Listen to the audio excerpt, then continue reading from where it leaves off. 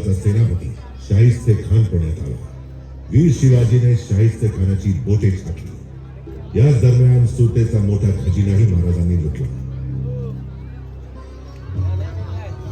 पुरंदरच्या तहानंतर औरंगजेबाचा सरदार जयसिंगासोबत महाराज त्यांचे पुत्र बाल संभाजी राजेंना घेऊन औरंगजेबाची भेट घ्यायला आग्र्याला पोहोचले.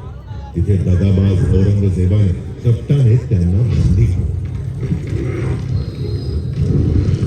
परंतु वीरांना रोखू शकती ना भिंती ना ताकद.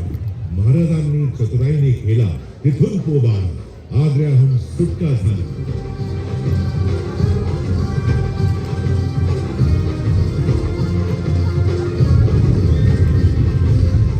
आणि यानंतर महाराजांची शुंग शक्ती जागृत झाली.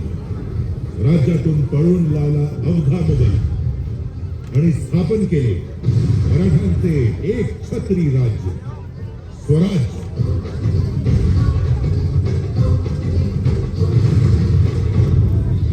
ज्यासाठी प्राणांची